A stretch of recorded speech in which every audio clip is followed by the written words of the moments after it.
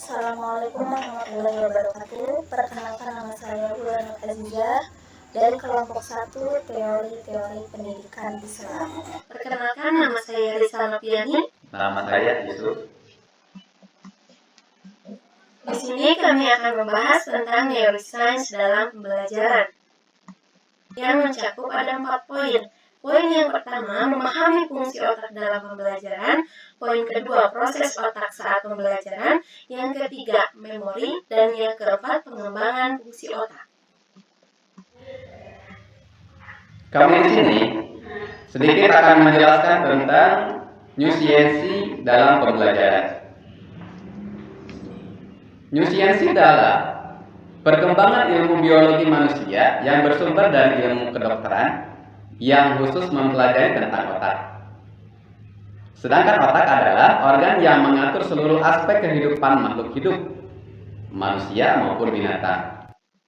Dikontrol oleh otak, dari kesadaran manusia makan, tidur, belajar, berpikir, berperasaan, sampai berpikir inovatif dan menemukan segala sesuatu dimulai dari otak. Secara medis, otak manusia adalah organ yang unik dan dahsyat, tempat diaturnya proses berpikir, berbahasa, kesadaran, emosi, dan berkepribadian. Secara garis besar, otak terbagi dalam 3 bagian, yaitu reptilia, sistem limbik, dan neokortex. Apa itu reptilia?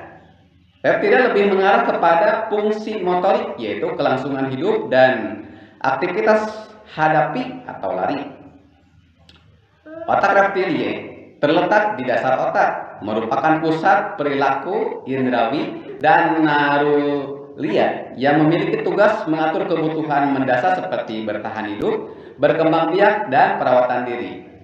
Otak reptili juga sebagai pengendali fungsi tubuh seperti detak jantung, pernapasan paru-paru, dan regulasi suhu tubuh. Yang kedua, sistem limbik. Sistem limbik lebih mengarah kepada aktivitas perasaan, emosi, memori, kekebalan, dan lain-lain. Sistem limbik berperan besar dalam mengatur emosional dan kognitif. Sedangkan yang ketiga yaitu neokortex. Bagian ini mengendalikan proses seperti logika, penalaran,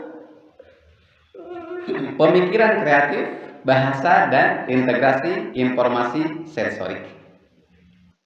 Selanjutnya, tentang proses otak saat pembelajaran. Cara otak bekerja dalam pembelajaran adalah menghubungkan informasi satu neuron ke neuron yang lainnya berbentuk rangsangan listrik melalui dendrit.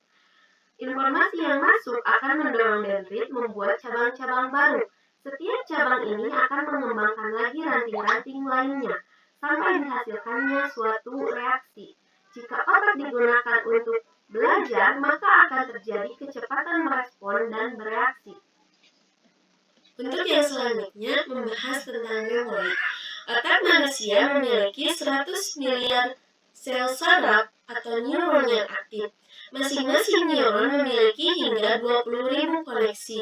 Ada 1 triliun sel glia, 1000 triliun sambungan, sinapsis, 280 kuintiliun memori. Kemudian yang selanjutnya, di sini saya akan membahas tentang pengembangan fungsi otak. Yang pertama itu ada mind map. Ini peta jalan pikiran akan dapat dituangkan, termasuk solusi blok yang diciptakan dan visi kita, baik itu visi 1 tahun, 2 tahun, 3 tahun, bahkan 10 tahun ke depan, itu akan kita ciptakan dalam mind map nih.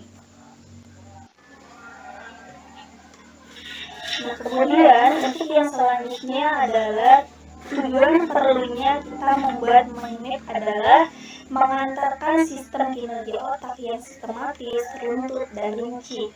Kemudian melalui mind map ini dapat pula menjadi rujukan dan arahan kemana kita harus melangkah, kemudian mana saja yang dibutuhkan, strateginya bagaimana, kapan dimulai, dan mana yang lebih dulu didahulukan, kemudian dan lain-lain. Nah, kemudian penyelesaian membuat mind map ini akan dilakukan secara bertahap. Sebab pada saat kita menyusun mind map, itu dibuat secara runtut. Kebiasaan ini akan menjadi seorang pekerja secara sistematis, runtut, dan rinci. Mungkin cukup sekian pembahasan yang dapat kami sampaikan. Kurang lebihnya kami mohon maaf. Akhirul kalam, wassalamualaikum warahmatullahi wabarakatuh.